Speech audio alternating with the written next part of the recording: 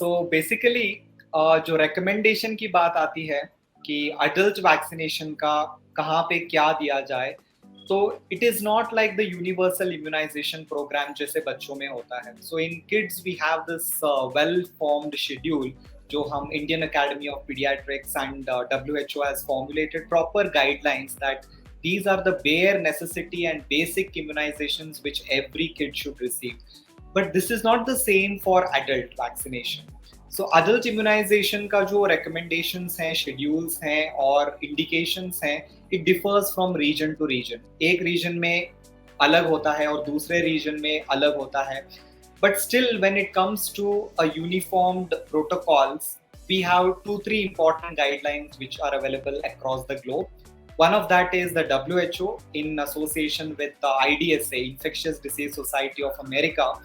They have formulated some recommendations कि इतना basic immunizations adults को भी देना चाहिए ताकि उनको हम mortality से बचा सकें. जैसे गौतम जी ने कहा कि काफी सारे हमारे adult patients की immunity कम होती है, सिकल सेल पेशेंट्स होते हैं, और जैसे डॉक्टर नेहा ने कहा इनकी इम्यूनिटी जो है 1 to 10 स्केल में किसी का 1 हो सकता है, किसी का 10 हो सकता है, किसी का 3 हो सकता है.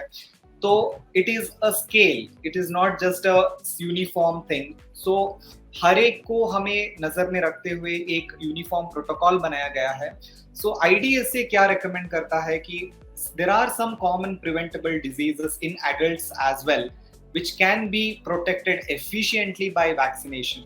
So which are these vaccinations for diseases?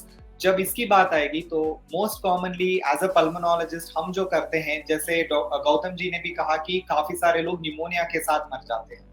So pneumonia virus के भी कारण आती है, जैसे कोविड में भी हमने देखा काफी सारा मोर्टालिटी हुआ. इन्फ्लुएंजा एक अलग पैंडेमिक है जो अभी हम रिसेंटली फेस कर रहे हैं, H3N2 का अभी रिसेंटली बात हो रही है. सो जब इन्फ्लुएंजा वायरस इतना सब मोर्टालिटी क्रिएट कर रहा है तो इन्फ्लुएंजा वैक्सीनेशन को हमें रेकमेंड किया जाता है सारे एडल्ट्स में. तो सेकंड है कि न्यूमोकॉकल वैक्सीन जिसकी बात हुई थी, जैसे सिकल सेल पेशेंट्स होंगे या जिनकी इम्यूनिटी कमजोर होती है, तो इनमें न्यूमोकॉकल वैक्सीनेशन जो स्ट्रेप्टोकोकस निमोनिया होता है, जो कॉमन कॉज ऑफ निमोनिया होती है एडल्ट्स में, तो इससे प्रोटेक्शन देने में काफी हद तक मदद करता है. तो न्यूमोकॉकल वैक्सीन सेकंड वैक्सीन है.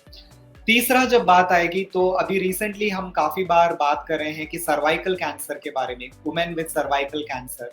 सो सर्वाइकल कैंसर जब लेडीज में देखा जाए तो third most common cancer related deaths हो रहे हैं. तो it is very easily preventable by a vaccine called HPV, human papilloma virus vaccine, जो अवेलेबल है.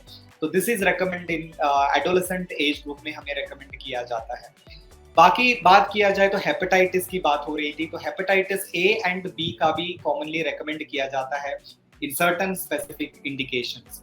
बाकी टेटेनस होगा या डिप्थीरिया होगा, पर्टुसिस होगा, जो हम चाइल्डहुड में यूजुअली UIP में हम रेकमेंड करते हैं, तो एडल्ट्स में भी हर 10 साल में हम रेकमेंडेशन दिया जाता है. अदर देन दिस मेनिंगोकॉकल निमोनिया, मेनिंगोकॉकस का जो CNS इन्फेक्शन मतलब ब्रेन के इन्फेक्शन क्रिएट करता है, उसकी वैक्सीनेशन है. अदर देन दैट अभी रिसेंटली वैरिसेला और जोस्टर वैक्सीन भी रिकमेंडेड हुए हैं. हर्पीज जोस्टर वैक्सीन जो नया वाला रिकॉम्बिनेंट वैक्सीन अभी मार्केट में अवेलेबल किया गया है, शिंग्रिक्स नाम का. तो this vaccine also is getting recommended from IDSA so that adult populations को हर्पीज ना हो और हर्पीज के कॉम्प्लिकेशंस ना हो. तो एक एक करके मैं एक एक छोटा सा ब्रीफ में बताया जाऊं एक एक वैक्सीन के बारे में, क्योंकि I think it is very important कि लोगों को और डॉक्टर्स को भी समझ में आए कि ये वैक्सीन किस में देना चाहिए और कब देना चाहिए. तो काफ़ी एज गौतम जी ने कहा, ये बस पेशेंट्स के लिए बात नहीं है, डॉक्टर्स को भी काफ़ी हद तक इसके बारे में इंफॉर्मेशन नहीं होता है. तो डॉक्टर्स को इंफॉर्मेशन इतना सॉलिड नहीं है, तो वो रिकमेंडेशन कैसे करेंगे पेशेंट्स को कि वैक्सीनेशन कराओ. तो ब्रीफली बताया जाए तो इन्फ्लुएंजा वैक्सीन जो हम बोलते हैं, वो वायरस जो इन्फ्लुएंजा आती है उसके लिए प्रोटेक्शन देने के लिए होती है. जो इन्फ्लुएंजा वैक्सीन जो अवेलेबल है मार्केट में, वो क्वाड्रीवैलेंट वैक्सीन बोलते हैं हम, मतलब 4 वायरल स्ट्रेन्स को कवर करता है. 2 इन्फ्लुएंजा A स्ट्रेन्स को और 2 इन्फ्लुएंजा B स्ट्रेन्स को कवर करता है. लेकिन हमें पता है कि ये इन्फ्लुएंजा वायरस काफी म्यूटेट करता जाता है, चेंज होता रहता है अपने आप में. तो हर साल इसका अलग अलग वैक्सीन आते रहते हैं, तो हर साल इसको वैक्सीन लगवाना जरूरी होती है. यूजुअली हम अक्टूबर टू नवंबर इस सीजन में लगाते हैं जब इन्फ्लुएंजा का सीजन होता है. तो इस अक्टूबर टू नवंबर सीजन में हर साल एक इंजेक्शन टीका हम इन्फ्लुएंजा का देते हैं। तो किसको देना चाहिए? सबको देना चाहिए या फिर किसी इम्यूनो कॉम्प्रोमाइज्ड को ही देना चाहिए? जब इसकी बात आएगी तो यूजुअली हम एक्सट्रीमिटीज ऑफ एज ग्रुप में रेकमेंड करते हैं influenza vaccine. Younger age group up to 5 years and above 65 years, क्योंकि इनकी इम्यूनिटी कमजोर होती है, डेवलपिंग स्टेज में होती है। जिनको लॉन्ग स्टैंडिंग हार्ट और लंग्स की बीमारी है, डायबिटीज है, किडनी डिसीज है, लिवर डिसीज है, या सिकल सेल जैसे बात हो रही थी, हेमेटोलॉजिकल प्रॉब्लम्स हैं, प्रेगनेंसी है, या हेल्थ केयर वर्कर जैसे हम लोग हैं, हम लोग भी साल में एक बार इन्फ्लुएंजा वैक्सीन जरूर लेते हैं। तो इम्यूनो कॉम्प्रोमाइज्ड इंडिविजुअल्स में इन्फ्लुएंजा वैक्सीन काफी हद तक अराउंड 90% एफिकेसी भी दिखाया गया है। दूसरी बात आएगी तो न्यूमोकॉकल वैक्सीन की। तो pneumococcal vaccine is widely available, pneumonia से प्रिवेंट करता है। तो हम यूजुअली इसमें 2 वैक्सीन देते हैं, एक प्रिवेनार करके PCV13 पहले देते हैं ताकि लंग्स की और म्यूकोसल इम्यूनिटी बढ़ जाए, और 2 महीने बाद एक न्यूमोवैक्स करके एक पॉलीसैकेराइड वैक्सीन देते हैं ताकि वो इम्यूनिटी को बूस्ट करे। तो ये वैक्सीन किस में रेकमेंड करते हैं? न्यूमोकॉकल इवन हेल्दी पीपल में भी देते हैं हम। अगर प्रेवेनार दे रहे हैं तो 50 ईयर के ऊपर, और न्यूमोवैक्स दे रहे हैं तो 65 के ऊपर हम दे सकते हैं हेल्दी लोगों में। और जिनको इम्यूनो कॉम्प्रोमाइज स्टेट है, इरेस्पेक्टिव ऑफ एज, सारे एडल्ट्स में हम ये दे सकते हैं जिनको हार्ट और लंग्स की बीमारी है, किडनी लिवर की बीमारी है, शुगर है, सिकल सेल है, जिनका स्प्लीन नहीं है, स्प्लीन निकाला गया है, जैसे सिकल सेल डिसीज की बात हो रही थी, जिनको ल्यूपस है, SLE है, ऑटो इम्यून डिसीज है, इन सब में हम ये न्यूमोकॉकल वैक्सीन रेकमेंड करते हैं। उसके बाद जब डिप्थीरिया और टेटनस की बात आएगी तो सबको तो पता ही है, ये बचपन में हम सबको DPT इंजेक्शन टीका लगा हुआ होता है। सो अडल्ट्स में कब देना चाहिए करके बात आएगी तो एक TD करके एक वैक्सीन आती है जिसमें डिप्थीरिया और टेटानस को कवर किया जाता है, जो हर 10 साल में लेना जरूरी होती है between 18 to 65 years of age group. Specially health care personal को, और प्रेगनेंसी में तो टीका तो टेटानस का लग ही जाता है। उसके अलावा आपको पता होगा जब भी चोट लगती है किसी को, जैसे माइनर ट्रॉमा लगा, तो डॉक्टर बोलते हैं कि अगर टीका 10 साल से ज्यादा हो गया है तो एक और TT इंजेक्शन लगवा लो।